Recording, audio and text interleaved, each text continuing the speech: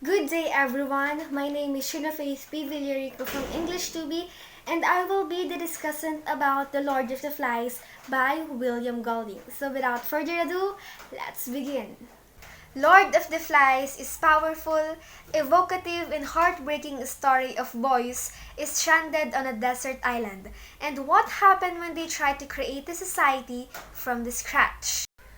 Lord of the Flies is written by William Golding, who was born in Cornwall, England on September 19, 1911. An ambitious writer from get-go, Golding began writing at the age of 7, attempted his first novel at age 12, and published his first book in college. As a child, he was somewhat of a bully, which is essential to many of the characters' behavior in The Lord of the Flies. After college, Golding became a teacher and later a schoolmaster, once again informing some of the community behaviors in Lord of the Flies. He enlisted in the Royal Navy and fought in World War II, spending 6 years in a boat. William wrote Lord of the Flies in 1953 while recovering his experiences in World War II. And much of these experiences would inform his dark philosophies about the nature mankind. Now, The Lord of the Flies is also an allegory for the Cold War and the divisions and factions formed by the people with centrally conflicting personal philosophies about how society needs to function. Now, let us run through the central characters of the book. First, there's Ralph. He is responsible, he is reasonably intelligent, and he is well socialized. He represents order and civilization. The boys immediately recognize his leadership skills, and he gradually becomes devastated by the events that take place on the island. Soon, he becomes a target of the boys once they go wild. Then there is Jack. Jack has leadership abilities as well, but is more authoritarian and domineering. He competes with Ralph for power and is corrupted by the power he attains over Piggy. Piggy himself is pudgy. He is nearsighted and is plagued by asthma. He is physically weak, but mentally he is very strong. He does become a target of schism and bullying and persecution. He is probably the wisest of all the boys, as well as the most intelligent. His glasses are a symbol of greater insight into what is happening on the island, and are physically used to start fires. Then there is Simon. He is representative of the spiritual side of humanity. Kind, considerate, contemplative, and curious. He hopes to solve the mystery of the beast, and his hallucinations seems to indicate a lot more about the darkness that surrounds the island, manifesting in the roles of the Lord of the Flies. Then there's Roger. He represents the savage cruelty of human nature, the pursuit of pleasure by persecuting others. He becomes a de facto executioner. Sam and Derek are actually two people who sort of act as one. They are twins. They are willing to follow Ralph and independent enough to criticize him privately. They are led by fear to move towards Jack's side's events to progress, and are eventually tortured into joining his side. They are followers to ordinary people, sort of like Roger, that make up society and that every leader must have in order to be a leader. Last, there's the beast. Initially, an object created in the boy's imagination through fears and rumors. The beast takes a physical form in the body of the dead parachutist and maybe in the form of the Lord of the Flies. The fear of the beast is so great that the boys are unwilling to fully observe it and cannot understand what it really is. At the beginning of the book, Ralph and Piggy meet on a desert island in the Pacific. They were on a plane with a group of boys who are being evacuated in England because of a war, but the plane was attacked and crashed on the island. While they were in the air, they heard that an atomic bomb exploded in England, so we know that a nuclear war is taking place. They find the conch shell and Ralph blows into it like a trumpet. The sound calls all the other boys who were on the plane out of the jungle. No adults have survived the crash, just boys between the ages of 6 and 12. Ralph is the oldest and biggest boy in the island and he is 12. Eventually, a whole choir comes out of the jungle led by a boy named Jack. The boys decided to vote for a chief, and they all pick Ralph. He is beautiful and seems like a natural leader, especially since he called them with a cog. Jack is not happy about being voted down, though in fact he is humiliated. Ralph likes him and wants to befriend, so he says Jack is in charge of the choir and the choir will be hunters. Ralph takes Simon and Jack up to the mountain, and they find out that they are on an island. They also find out that there are pigs on the island that they can hunt, so the first one they see gets away. Ralph calls another assembly with a conch.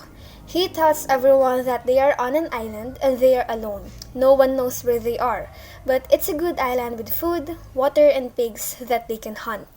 He makes a rule that when they have a meeting, the person holding the conch gets to speak and the conch become an important symbol in the book, representing civilization and order. Unfortunately, the positive picture Ralph tries to paint gets somewhat spoiled when one of the youngest boy is given the conch. He asks what Ralph is going to do about the snake thing or beastie that the boy thinks is on the island. Ralph says there is no beastie, but Jack says they hunt for it when they go hunting. This moment is really the root of all the problems in the book, because this fear of a beast doesn't go away. The boys can either deal with Ralph's way, which is to conquer the fear through reason saying there isn't a beast, or Jack's way, which is to say, we are part of a tribe. We are hunters. Together we are strong enough to hunt and kill the beast. Ralph says that they need to light a small fire in the mountain to make smoke, so if the ship passes, they'll be rescued. Before he can organize anything, the boys rush off to the top of the mountain and make a huge bonfire. They use Piggy's spectacle to light it. The fire gets out of control and burns a big patch of jungle, including what they would have used as firewood. Piggy accuses the boy for acting like a kid, rebuking them for out of control. He points out that the boy with the mulberry birthmark was playing down where the jungle fire started and now he is disappeared. No one ever sees him again. Jack spends his time hunting for pigs, and even after the hunters get tired and drift off to swim and play, he keeps on hunting though he doesn't catch anything. Ralph organizes the other boys into building shelters, but everyone except Simon drifts off to play and swim too, leaving Ralph struggle with the last shelter. Jack and Ralph get into an argument because both of them are trying to do something important. Both are frustrated and not getting enough help, and neither can make the other understand.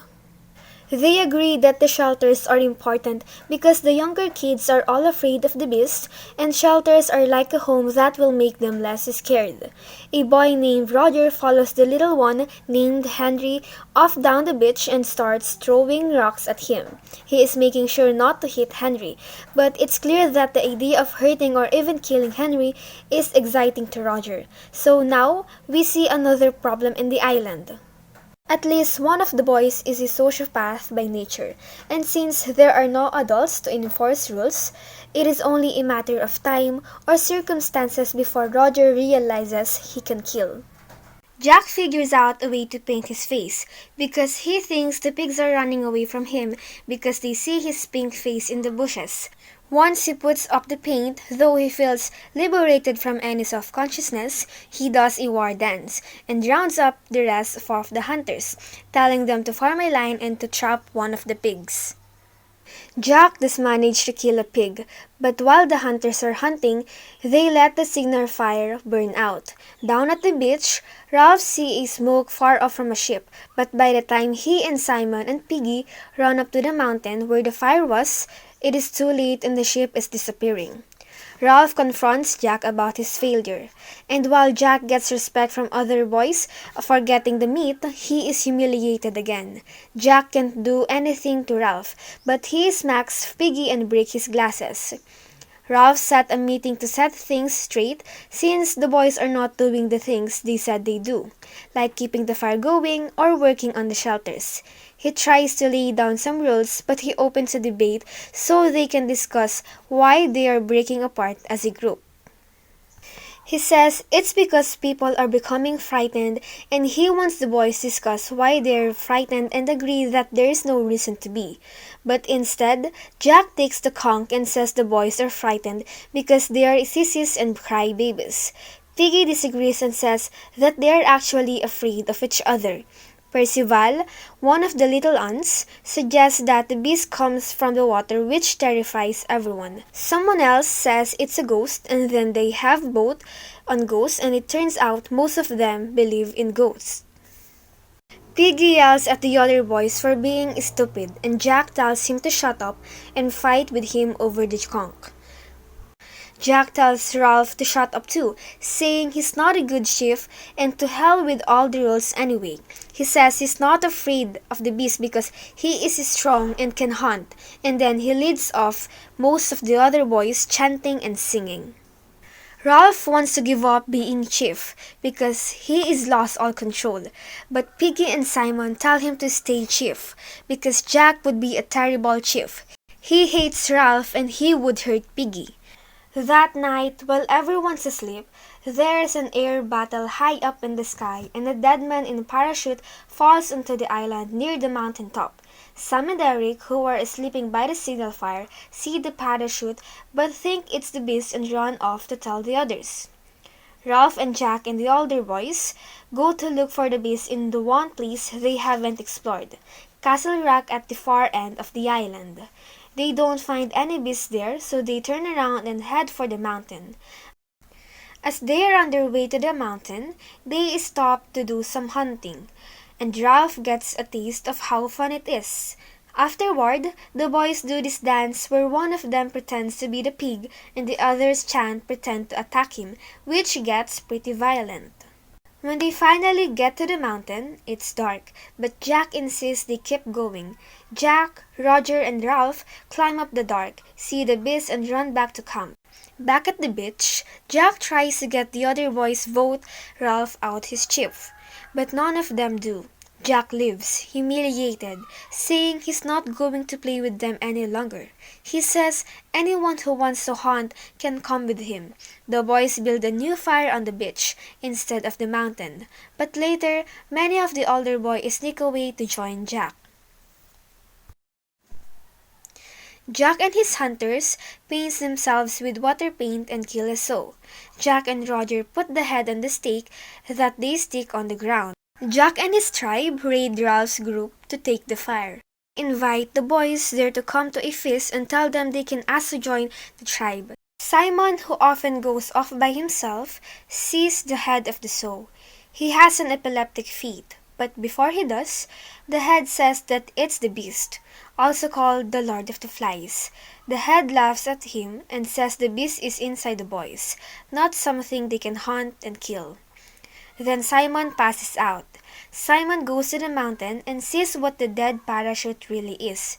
He hurries off to tell the others that there is no beast. Ralph and Piggy show up at Jack's feast. All the other boys except Simon have already come there, and most of them have joined Jack's tribe. Jack lets Ralph and Piggy eat. Jack makes all the boys do their pig hunting dance while they chant, "Kill the beast, cut his throat, spill his blood." In the middle of this, Simon comes out of the forest to tell them about the man in the parachute, and the boys all kill him, even Ralph. The next day, Ralph and Piggy and Sam and Eric all tried to pretend that they weren't a part of what happened to Simon. That night, Jack and his hunters raid Ralph and Piggy and Sam and Eric to steal Piggy's glasses so they can make a fire. Ralph, Piggy, Sam and Eric have one last meeting with the conch, sitting by the burnout signal fire. Piggy holds the conch and says he wants to go and demand his glasses back, since that is what is right. They go to the castle rock and the boys there won't let them come in. Jack comes back from the jungle after hunting, and Sam and Eric seized and tied up. Jack and Ralph fight, but Piggy comes out holding the conch and asks the boy whether it's better to believe in rules and agreement and getting rescued or in hunting and breaking things up. While he is talking, Roger dislodges the huge stone that shatters the conch and kills Piggy. Jack throws his spear at Ralph, who runs away. Jack and Roger prepares to torture Sam and Eric, while Jack and the tribe are having a feast. Ralph talks to Sam and Eric, who are now on lookout. They tell Ralph that he's going to be hunted the next day, and that Roger sharpened the stake at both ends. During the hunt, Ralph hides in the bushes, but Sam and Eric tell Jack where he is hiding. Jack lights the bushes on fire and Tribe forms a line to sweep across the island and find Ralph. Ultimately, Jack sets the whole island on fire and Ralph runs out to the beach where a British naval officer just arrived investigating all the smoke. Ralph tries to explain to the officer what happened and starts sweeping. The other boys sweep too. Lord of the Flies concludes with Ralph, Jack, and all the other boys crying on the beach for their loss of innocence as a rescue ship stands by. This book can be an allegorical effort to take all the bad things about society and finds its origins in human nature. By watching these little white boys lose their mind, we are reminded of humanity's capacity for evil and how man-made moral systems be straight up superficial. What happens in The Lord of the Flies is Golding's way of showing how imaginary terrors and undisciplined governance can collapse into the chaos of war. I hope you learned a thing or two from this story and thank you for listening.